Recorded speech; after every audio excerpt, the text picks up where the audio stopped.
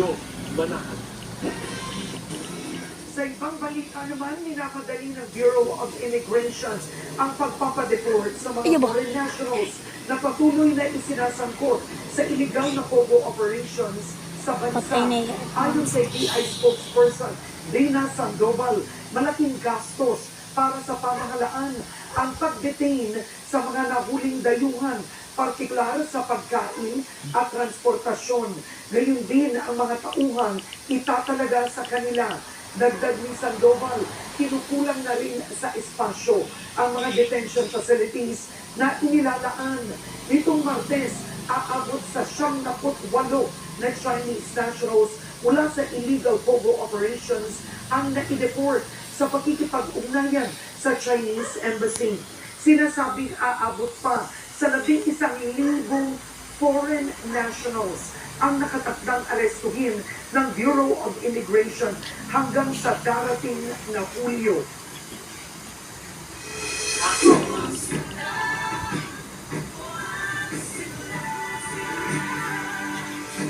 Inilabas na ang mga resulta ng dalawang bagong survey para sa senatorial race sa halalang 2025. Patuloy naman ang pangangampanya ng mga kandidato sa pagkasenador sa iba-ibang lugar sa bansa. Nagpapatrol, Victoria Tulad.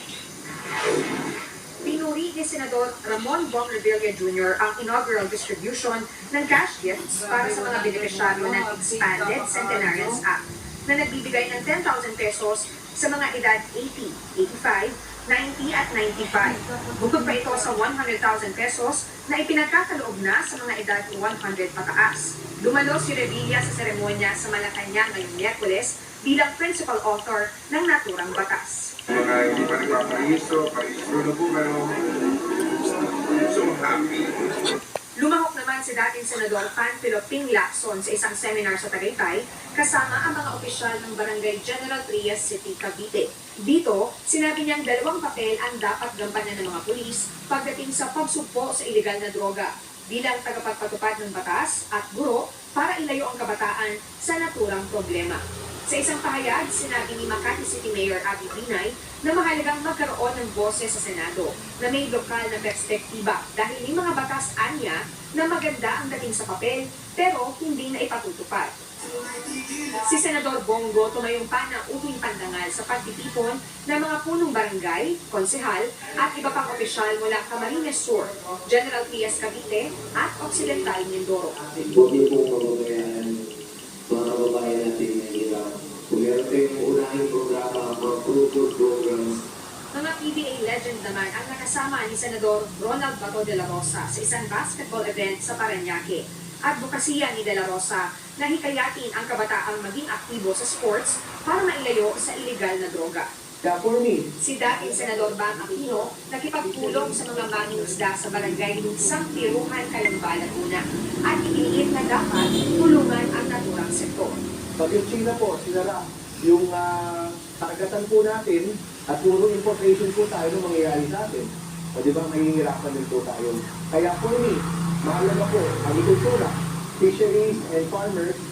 Sina One Rider Party List Representative Bonifacio Bosita at Ariel Querubin bumisita sa Balintawak Public Market sa Quezon City para personal na marinig ang hinaing ng mga nagtitinda at mamimili tungkol sa mataas na presyo ng mga bilihin.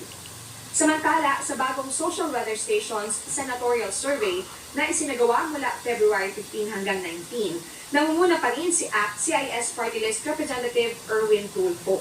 Sinundan siya ni Go, Senador Lito Lapid, dating Senador Tito Soto, Ben Tulfo, Revilla, Senador Pia Cayetano, Lacson, De La Rosa, dating Senador Manny Pacquiao, Binay, at Willie Revillame. Halos parehong mga pangalan din ang pasok sa Magic 12 sa pinakawaling pre-election survey ng research firm na WR Mulero. Nasa top spot pa rin si Representative Tulfo na sinundan ni Lapid, Revilla, Cayetano, Soto, Binay, Ben Tulfo, Lacson, Go, De La Rosa, Pacquiao, Revillame at mga dating Senador Bang Aquino at Kiko Pangilinan. Isinagawa ang survey mula February 10 hanggang 18. Victoria Tulad, ABS-CBN News. Pinapa-disqualify ng isang